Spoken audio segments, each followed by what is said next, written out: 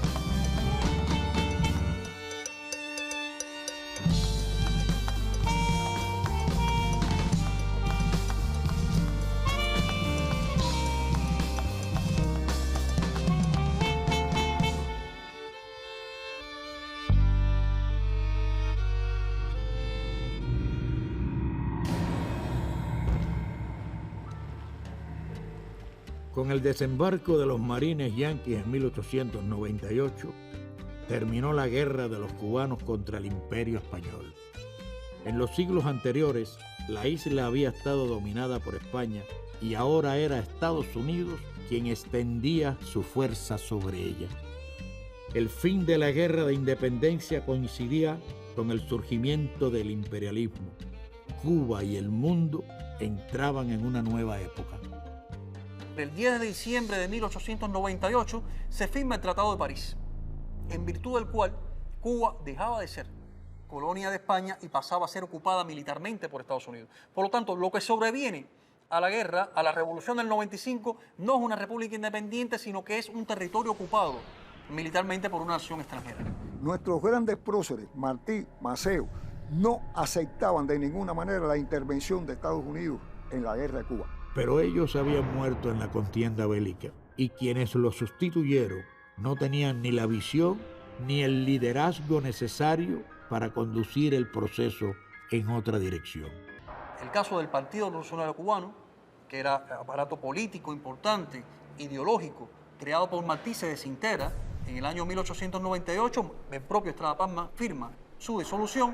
El Ejército Libertador también se desintegra y el Consejo de Gobierno, en este caso ya constituido como asamblea de representantes, reunido en una barriada de La Habana del Cerro, también se desintegra. Por lo tanto, la desunión impera.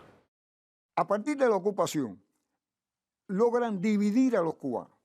Hay una asamblea, que es la Asamblea del Cerro, que es la que ha dejado el mambisado y que están representados los mambises, y tienen un encontronazo muy fuerte con el generalísimo de los ejércitos cubanos, que es el dominicano Máximo Gómez. No es lo mismo la guerra que el escenario posbélico, donde las correlaciones de fuerza comienzan a plegarse hacia posiciones más conservadoras. Aún aquellos que habían participado en la independencia, que querían romper con España, pero tenían un pensamiento desde el punto de vista de cómo ver la república mucho más conservador que lo que podía tener un radicalismo gomista o un radicalismo martiano o maceísta. Esto da por resultado que hay una división entre la Asamblea y Máximo Gómez, y el resultado es que quien se divide es el pueblo de Cuba. Gómez sigue siendo el hombre prestigioso. Ni siquiera sus detractores hablaban del dominicano, no, hablaban del líder, de Máximo Gómez. En esta quinta ubicada en el corazón de La Habana, recibió el pueblo con vítores al generalísimo Máximo Gómez, el hombre de las dos guerras, que aquí vivió parte de sus últimos años. También en este sitio se instalaron las oficinas donde se licenció el Ejército Libertador. Aquellos hombres que habían dejado todo en la manigua entregaron sus armas. A cambio, recibieron un pago de 75 pesos y se incorporaron a la vida civil sin otra posesión que su cansancio, sus uniformes ajados y el boceto de una república que nacía con las manos amarradas. Estamos en el emblemático Teatro Martí.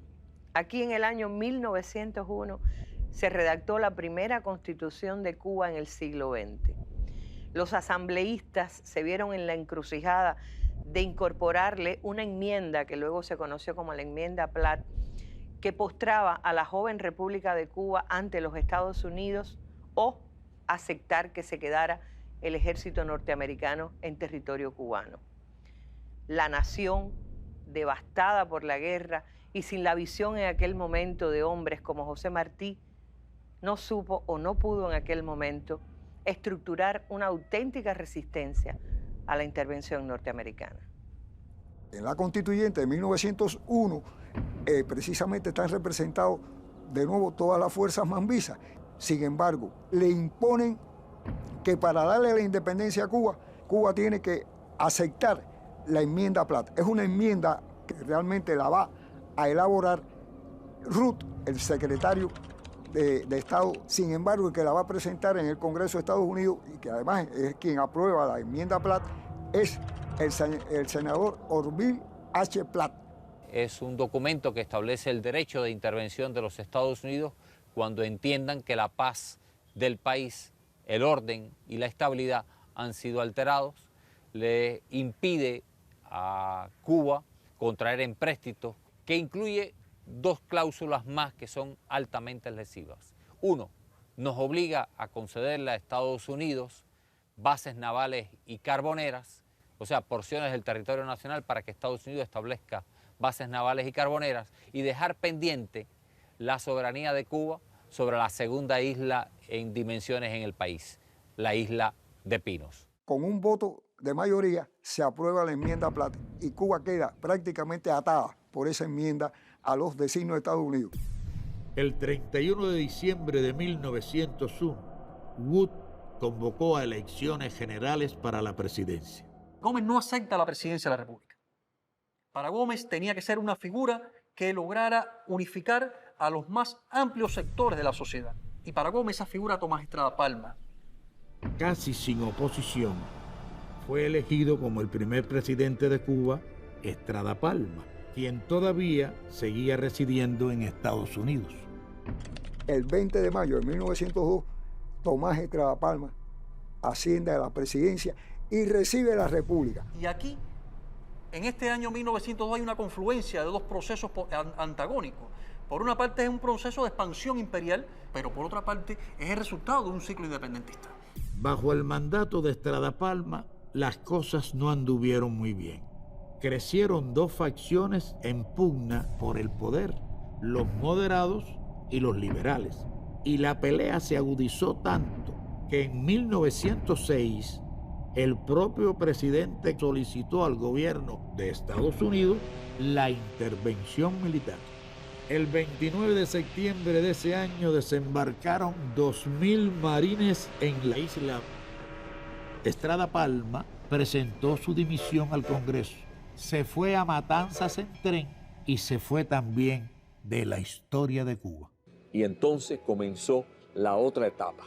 Con la muerte de Máximo Gómez en 1905, el 17 de junio, termina una época. El último de los grandes libertadores americanos moría. Y moría en esta isla que Martí había dicho era el fiel de la balanza. La intervención norteamericana que había tenido lugar entre 1898 y 1902 fue la primera, pero no la única. Para la de 1906, el presidente estadounidense Roosevelt designó al juez Charles Magoon como el gobernador norteamericano en Cuba. Entre 3.000 y 5.000 marines se paseaban por las calles de La Habana para asegurar la tarea, aunque nunca se dejaban ver vestidos de uniforme. Eran otros tiempos, otros modos de dominación. La bandera de la estrella solitaria ondeaba en todos los edificios oficiales, mientras Magún caía como un buitre sobre las riquezas de Cuba para devorarla. Magún, que ha convocado de nuevo elecciones en las que ha salido José Miguel Gómez, le entrega el 28 de enero de 1909 la presidencia de la República y restablecen la República de Cuba. Comenzaba así una etapa en la que generales y doctores se repartían la República, lo mismo que un pastel, siempre con el embajador norteamericano de turno sentado a la mesa. El representante de Estados Unidos era un hombre poderoso, no solo porque su país se consideraba a sí mismo el protector de Cuba, de acuerdo con la enmienda Platt, sino por ser también el representante del mayor cliente de Cuba, el máximo consumidor de azúcar. Para 1912, el azúcar cubano había barrido del mercado norteamericano todo el azúcar europeo, de las Indias Occidentales o de cualquier otro país. De los 170 molinos que había en 1907, 34% pertenecía a norteamericanos. La base estadounidense implantada en la bahía de Guantánamo para supuestamente garantizar la independencia de la isla era para los cubanos un permanente e irritante recuerdo de la posición predominante de Estados Unidos. Al culminar la primera década, Cuba y sus estructuras más profundas estaban completamente controladas por su vecino del norte. Al mismo tiempo, la corrupción, el soborno y el saqueo de las arcas del Estado fueron haciéndose costumbre hasta en las más altas esferas del gobierno. A tal punto que José Miguel entró con algunas fincas en Santi Espíritu y terminó con 8 millones de pesos de la época. José Miguel va a estar hasta 1913, en que ha ganado las elecciones el general Mario García Menocal. Mario García Menocal será presidente de Cuba hasta 1920. Aquí nadie salía limpio. Todo el mundo se llenaba los bolsillos a partir del erario público. Esto da la estampa de lo que era aquella república. Una república que la dominaban o bien hombres que habían venido de la manigua y que se corrompieron en el proceso, o abogaditos. Es indiscutiblemente la república de los generales y los doctores. Había dinero para gastar. Como consecuencia de la Primera Guerra Mundial, los precios del azúcar se elevaron y se llegó a cotizar la libra a casi 23 centavos, con gran bonanza para Cuba. En ese momento, país dependiente del monocultivo de la caña. En 1916 y aún más, en 1917, la isla fue el principal proveedor de azúcar de los aliados. Pero las cosas estaban por cambiar. Para la segunda década hubo una caída de los precios y el gobierno se quedó con los bolsillos menguados. La soga empezó a apretar a los más pobres. Vinieron las revueltas populares y la preocupación yanqui de cómo el manejo ineficiente de la crisis podía influir en el resultado de los comicios previstos para ese año de 1920. Un nuevo embajador estadounidense asumiría y seguiría inmiscuyéndose en los asuntos internos de la isla. Enos Crowder llegó a La Habana en el acorazado Minnesota, estableció en él su cuartel general y desde allí dio al presidente, más que recomendaciones, verdaderas órdenes. El tercer presidente luego de proclamada la República, Alfredo Zayas, fue permisivo en ese sentido. Su gobierno se vio envuelto en ruidosos actos de corrupción y en contraposición empezaron a descollar figuras jóvenes de pensamiento adelantado que buscaron la inspiración en José Martí y en los padres fundadores de las gestas libertarias.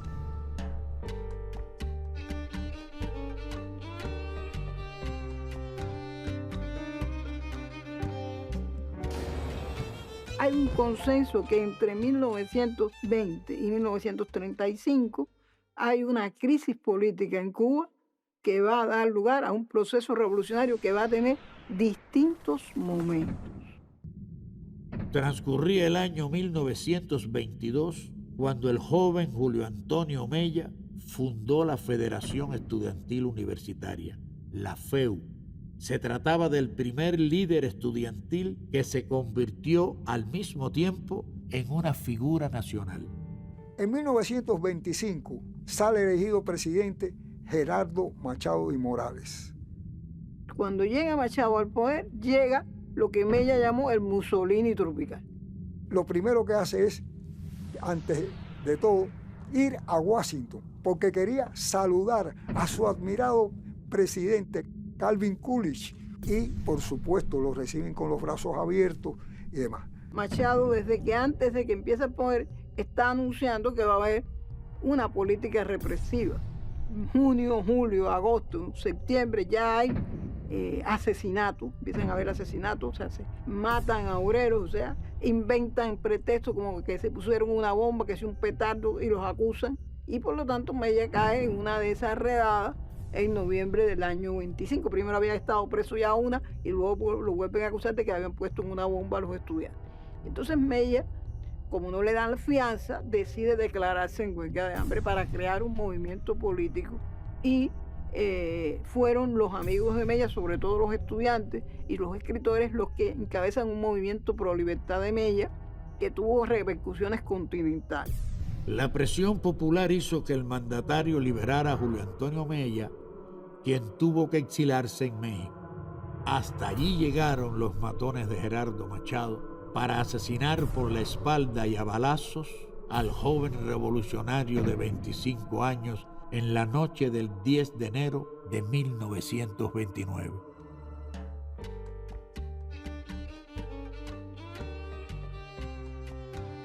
A pesar de sus numerosos crímenes, el gobierno de la dictadura de Gerardo Machado seguía en pie con el apoyo del gobierno de los Estados Unidos. En 1928 hizo una visita a Cuba el presidente Calvin Coolidge.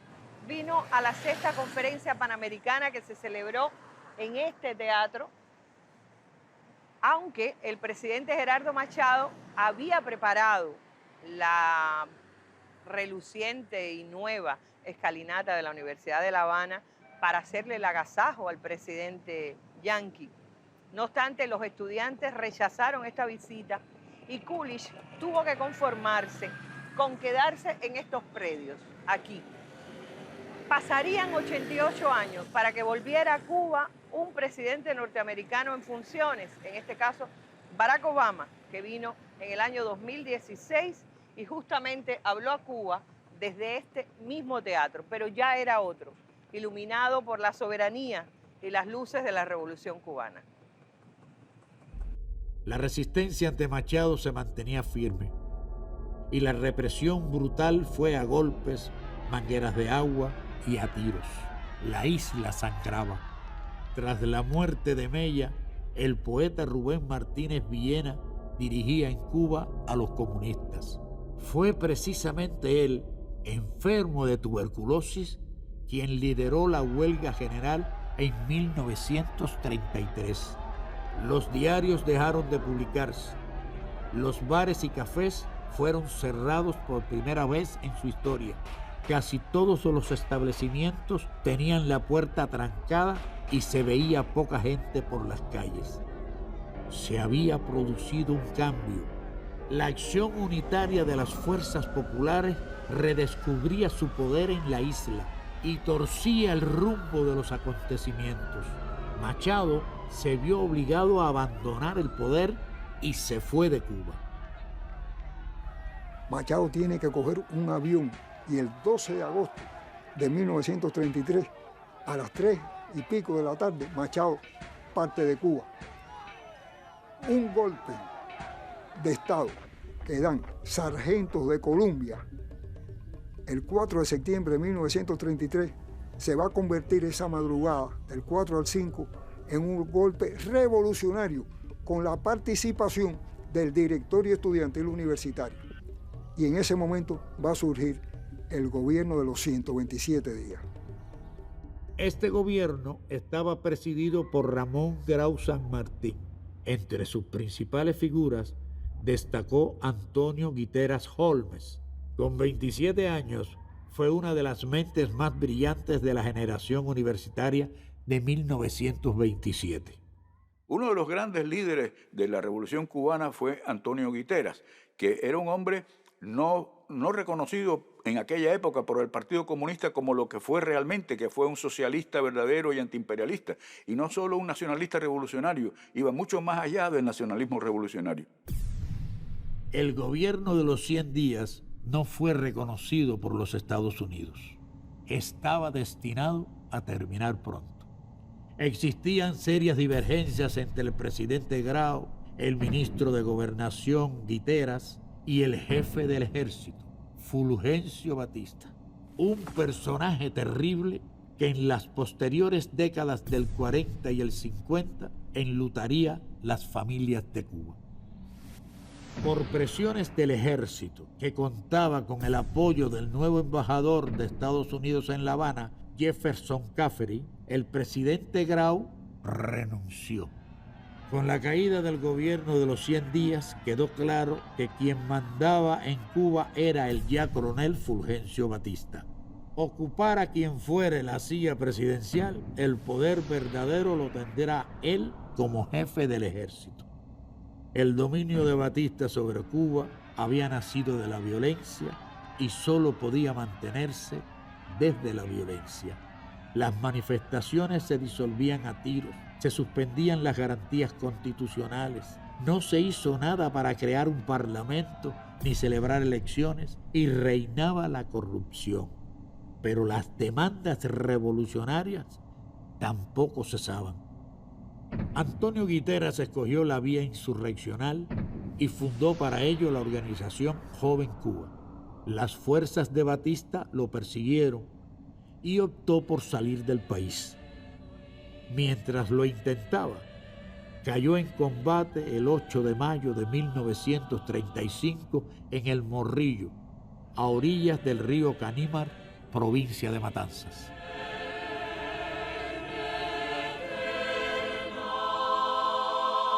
Toda esa revolución del 30, que prácticamente se redondeó, se consolidó durante el gobierno de los 127 días, y gracias precisamente a Antonio Guiteras, la hemos recibido nosotros. Porque quedaron simientes, quedaron semillas que fueron recogidas y desarrolladas después por el grupo, digamos también por Fidel, por muchos otros revolucionarios posteriores a la época del 30. Los años 40 nacerán con el soplo de una nueva constitución. Casi con el advenimiento de la nueva Carta Magna, salió electo como presidente del país el ya general Fulgencio Batista. En esos momentos tengo que decir que Batista es un hombre que demuestra ser sumamente perspicaz, que sabe dónde está el poder, dónde tiene que colocarse. Por supuesto, es un subordinado de Washington. Va a hacer exactamente lo que Washington le diga. Tanto así que en gesto lacayo, luego de que los Estados Unidos entraran en la Segunda Guerra Mundial, el gobierno cubano le declara la guerra a Japón y después a Alemania y a Italia. En los años siguientes vendrán dos gobiernos encabezados primero por Ramón Grau y después por Carlos Prío. Ambos perpetuarán el signo de la corrupción y el gangsterismo en el país. Se asesinaba a estudiantes, miembros de los sindicatos, líderes de la clase trabajadora, como ocurrió con Niceto Pérez y Jesús Menéndez. Por una parte la corrupción, por otra parte esta no materialización de las reformas sociales anunciadas en la Constitución van a crear el caldo de cultivo para que emerja un movimiento político que se conoció como Partido del Pueblo Cubano, Partido Ortodoxo, que va a ser de la materialización de la Constitución y del combate a la corrupción una bandera. Y esta bandera se va a apropiar una masa impresionante de jóvenes en Cuba que, unido a los sectores de izquierda ideológica, van a constituir la masa que va a crear en los años 50 lo que en Cuba se conoce como generación del centenario, porque se cumplían en 1953 los 100 años del natalicio del héroe nacional José Martí, que en el plano ideológico era el ideólogo o el mentor del progresismo en Cuba. Y hay el surgimiento, me parece a mí importante, de grandes líderes antiimperialistas, sobre todo serían martianos y antiimperialistas, y también una parte de ellos sería socialistas.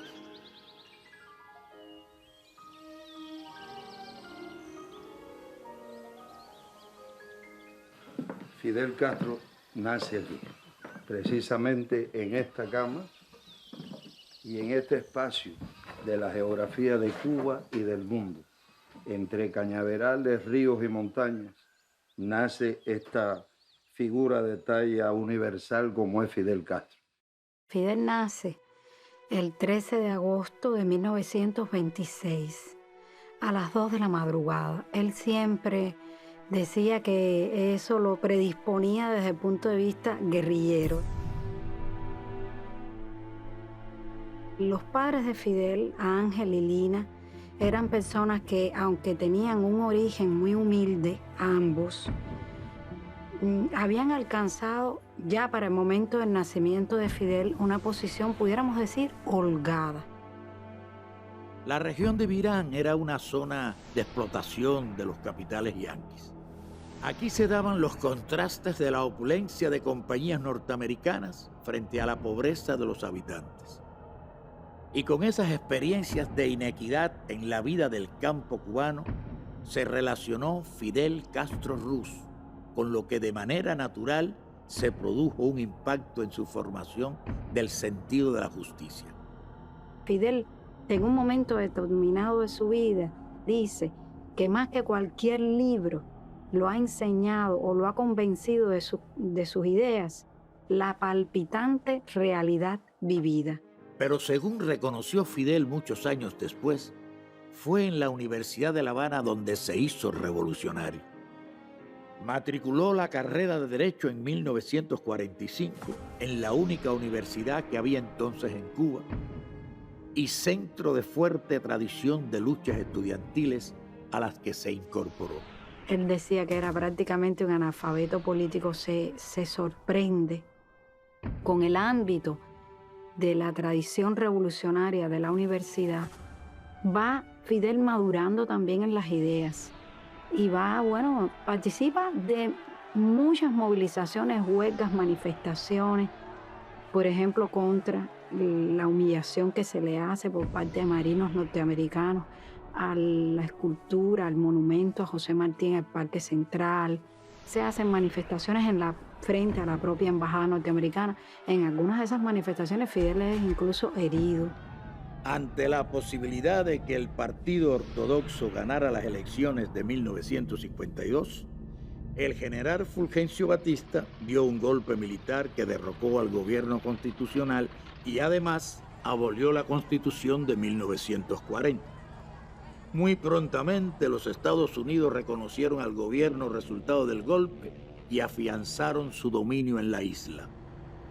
La voz de Fidel Castro estuvo entre las primeras en denunciar la asonada militar ante un tribunal de urgencia por la violación de la Constitución. Batista nunca se equivocó en quién realmente tenía el gran poder, que eran los americanos y la embajada americana. Él nunca se equivocó. Él siempre se estimó como un representante de eso. Batista empezó a hacer desmanes contra los estudiantes, contra todo el país. Empezó a hacer cosas indebidas, a robar dinero como loco. El terror que había en La Habana era tremendo y era justificado. Era enero de 1953, un año que partiría en dos la historia nacional. Y se celebraba el centenario del nacimiento de José Martí. Su memoria se honró con una marcha de las antorchas que partió desde la escalinata de la Universidad de La Habana el 27 de enero de 1953. La generación del centenario mostraba así sus cartas credenciales: Fidel Castro como líder, y Abel Santamaría como segundo jefe, preparaban en secreto la resistencia al régimen. Entonces Fidel, que era un líder nato, hizo un movimiento que nadie conocía. Siguiendo instrucciones de Fidel y de Abel, hicimos una organización celular. O sea, la primera célula eran 10 y cada uno de esos 10 tenía que hacer otra célula de 10. Ningún aparato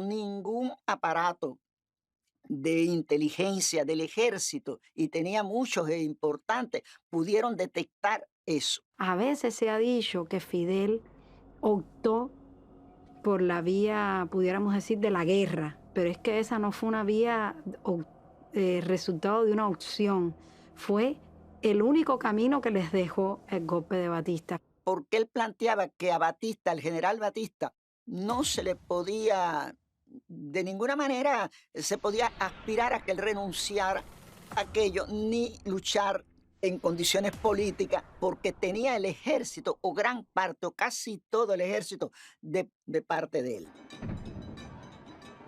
Noche de carnavales en Santiago de Cuba. La periodista Marta Rojas disfrutaba junto a sus amigos de la fiesta. Era el 26 de julio de 1953. Estoy en los carnavales hasta la madrugada, voy con mi novio, con mis amigos, etc. Y ya por la madrugada, con eso de las 4 y pico, las 5 y pico de la mañana, siento unos disparos que yo creo que son fuegos artificiales. Y él me dice, no, no son fuegos artificiales, son tiros. Se acabó el carnaval, se están fajando los soldados entre ellos. Tierra Santa,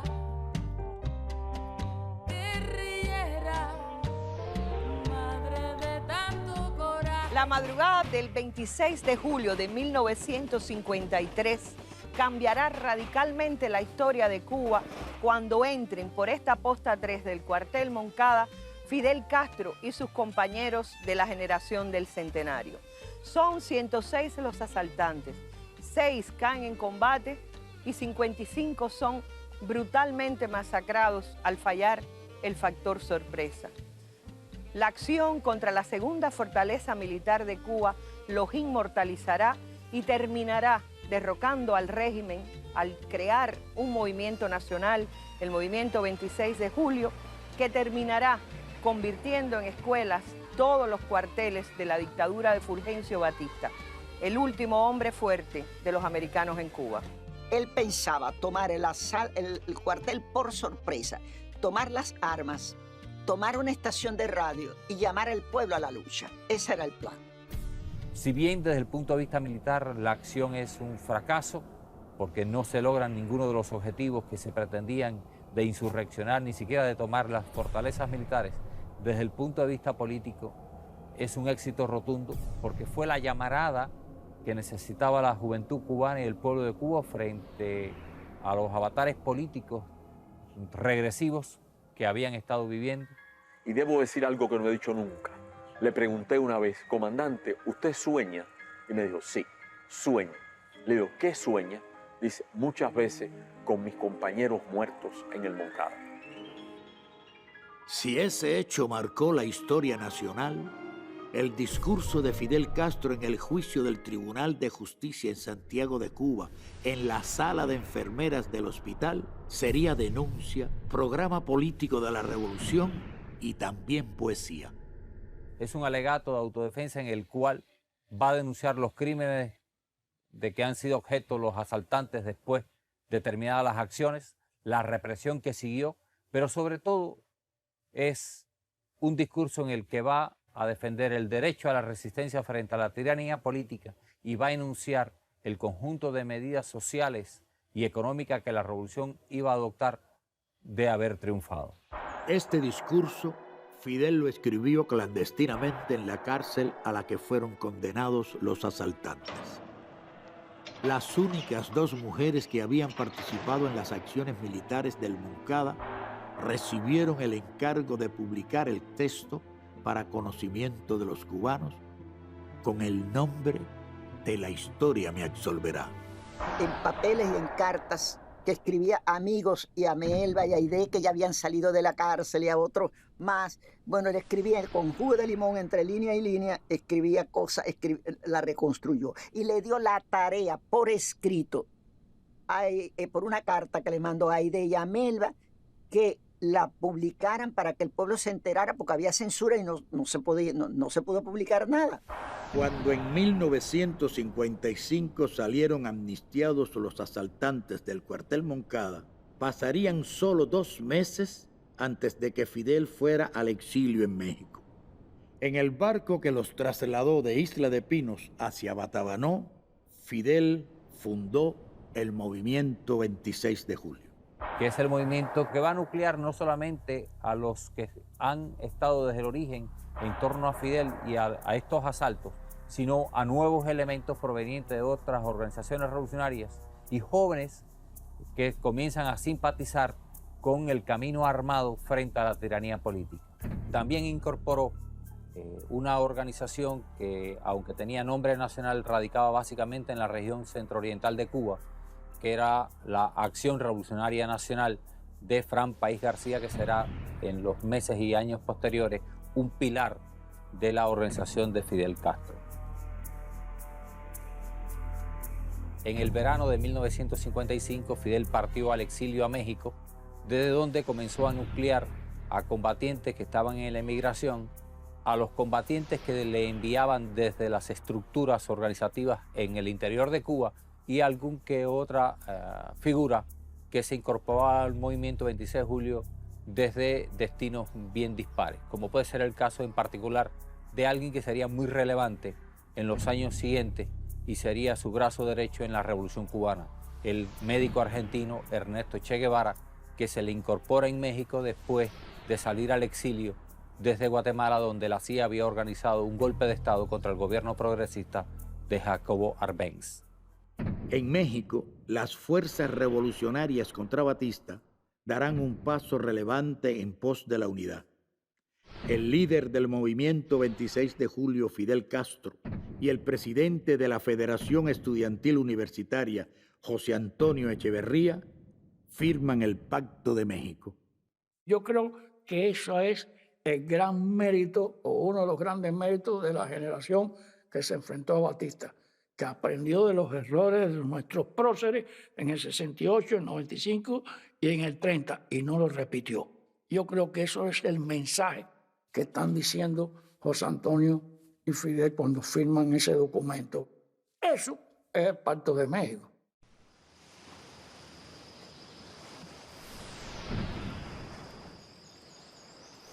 Por este remoto paraje del sur oriental entró a Cuba la libertad el 2 de diciembre de 1956. Aproximadamente a las 6:30 de la madrugada, a unos 30 metros de aquí, encalla por falta de combustible el yate Granma. Sus 82 expedicionarios se lanzan a tierra y encuentran un pantano. Deben atravesar más de 1 kilómetro de aguas pantanosas y espeso mangle para llegar a tierra firme. Nacía a unos 2 kilómetros de la playa Las Coloradas el ejército rebelde.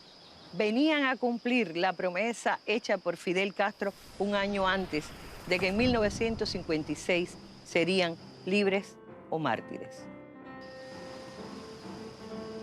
Lamentablemente, los factores de sorpresa también fallaron, como en el año 53. Las insurrecciones programadas concomitantes con el desembarco se van a precipitar porque el yate llegó después de lo calculado y se pierde este primer factor, con lo cual los expedicionarios se ven en la obligación de aplicar el plan de subir hacia las montañas.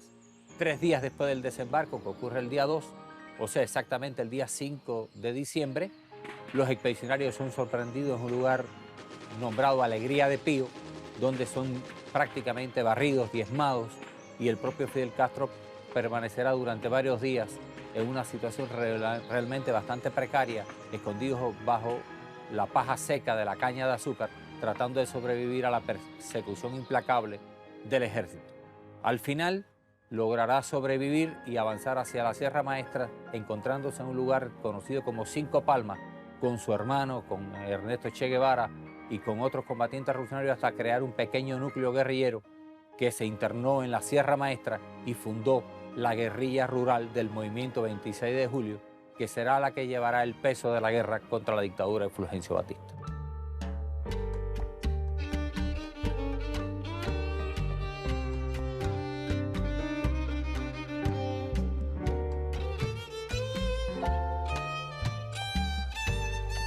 Estamos en plena Sierra Maestra, vamos rumbo a La Plata.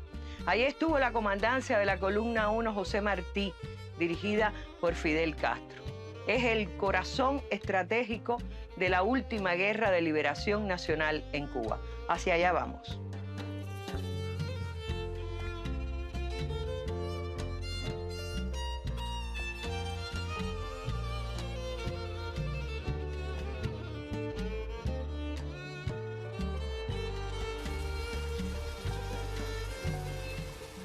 Esta es la casa de Fidel, en la comandancia de La Plata, en lo más intrincado de la Sierra Maestra, y el sonido que escuchan de fondo, una de las más bellas músicas que se puede escuchar jamás, el arroyo de la Sierra. Desde aquí Fidel Castro dirigió en la segunda mitad de 1958 las principales acciones contra el ejército de Batista. Aquí solo pernoctaba, porque hacía vida guerrillera. Hoy aprovecho la oportunidad de la visita de un periodista cubano para dar al pueblo de Cuba el primer saludo que tengo. Era la voz del Che anunciando la nueva radio que creó el ejército rebelde ante la férrea censura de la dictadura y las declaraciones del gobierno negando una y otra vez la presencia de Fidel y los barbudos en la Sierra Maestra. La comunicación directa con el pueblo cubano sería una constante en los años por venir de la revolución. Mientras en la Sierra Maestra crecía y se fortalecía el joven ejército rebelde, en las zonas urbanas se desarrollaba una cruenta batalla contra el régimen. En La Habana, el 13 de marzo de 1957, jóvenes encabezados por José Antonio Echeverría, el presidente de la Federación Estudiantil Universitaria, la FEU de Cuba, organizaban el asalto al Palacio Presidencial, hoy Museo de la Revolución. Durante las semanas posteriores al fallido atentado que pretendían ajusticiar al tirano Fulgencio Batista, se desató una cacería y otra vez se llenaron de sangre joven las manos del régimen de turno. Hasta ese momento Batista arriesgaba la vida de toda la gente que le rodeaba, etcétera, pero él se sentía inmune. Debe haber estado pensando a partir de ahí que la gente que lo estaba enfrentando no estaban haciendo una guerra solo de palabras, ni de declaraciones, ni mucho menos, sino que estaban dispuestos a llevarlo hasta los últimos extremos. Ya no se luchaba solo en la Sierra Maestra desde Cabo Cruz hasta Santiago de Cuba, sino que se había extendido a otras zonas del país. En las propias calles de ciudades y pueblos se luchaba también heroicamente. Fueron muchos los jóvenes que arriesgaron todo, juntándose al lado de la revolución. Ponían petardos, recaudaban fondos para el ejército rebelde, repartían proclamas y la bandera rojinegra se hacía sentir en la isla. La lucha en las ciudades cubanas involucró a miles y miles de combatientes, hombres y mujeres, y tuvo algunas figuras de mucho relieve. En primer orden, Fran Páez García, que llegado el momento del desembarco será el jefe nacional de acción del movimiento y será el responsable de articular las estructuras clandestinas del movimiento a lo largo y ancho del país y ponerla en acción revolucionaria. En una calle de Santiago de Cuba, Fran Páez fue asesinado a balazos por sicarios de Fulgencio Batista. Una multitud acompañó a pie el entierro del joven santiaguero como desafío a los militares y respaldo a los rebeldes. Durante todo ese tiempo, los Estados Unidos apoyaron al régimen que de manera inconstitucional se había impuesto en Cuba. No solo con las ya habituales reuniones de Batista con los embajadores norteamericanos en La Habana o directivos de la Agencia Central de Inteligencia, sino también con la venta de armas que, cuando dejó de ser directa, trazó un camino más largo. Los Estados Unidos se las vendía a los dictadores de Nicaragua, Anastasio Somoza, y de Dominicana, Rafael Leónidas Trujillo. Y luego ellos se las suministraban a la tiranía gobernante en Cuba. Sobre la Sierra Maestra en el verano de 1958, Batista lanzaba una ofensiva de 10.000 hombres para aniquilar al ejército rebelde. Cuando se da en el verano, prácticamente comenzando el verano de 1958 por parte del ejército de Batista, la operación FF o Fin de Fidel, es una cosa impresionante. Contra la sierra van un número extraordinario de efectivos militares, y el pequeño grupo de Fidel son 180. En los primeros días de la ofensiva son solo 180 hombres. Lo cierto es que después de varias semanas de combate, la ofensiva de la dictadura ha fracasado. El ejército rebelde emerge no solamente victorioso, sino fortalecido, porque multiplica la cantidad de hombres y la cantidad de armas, y esto le va a permitir desencadenar en los meses siguientes una contraofensiva militar, enviando columnas guerrilleras hacia el centro-occidente de Cuba y abriendo nuevos frentes de combate en la provincia de Oriente, en la provincia de Camagüey y la provincia de Las Villas. Fidel abandonará los baluartes de la Sierra Maestra, donde ha estado operando durante más de año y medio, y avanzará sobre la ciudad de Santiago de Cuba con el núcleo fundamental de la columna madre, la columna José Martí, y sobre todo contingente de nuevos reclutas que serán probados en acciones combativas. Y cuando finalice el año 1958, la ciudad de Santiago de Cuba estará cercada y estará a punto de producirse la victoria rebelde en el Oriente, que se va a conjugar con la victoria rebelde en Las Villas, donde el Che y Camilo han logrado avanzar sobre las principales posiciones de la dictadura y la tienen a punto de claudicar.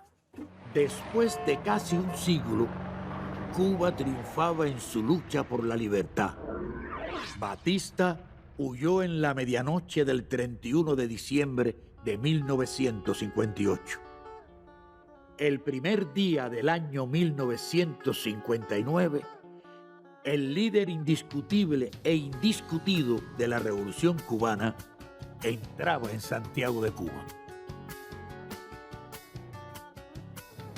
La revolución empieza ahora. La revolución no será una tarea fácil. La revolución será una empresa dura y llena de peligros. Esta vez, por fortuna para Cuba, la revolución llegará de verdad al poder. No será como el 95, que vinieron los americanos y se hicieron dueños de eso.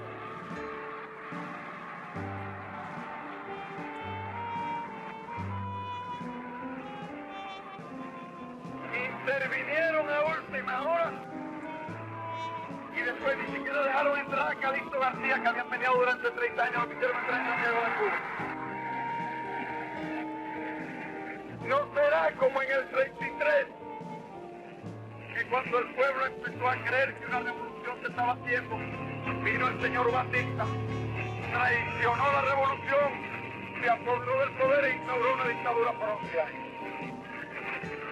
No será como en el 44, año en que las multitudes se enardecieron creyendo que al fin el pueblo había llegado al poder, y los que llegaron al poder fueron los ladrones.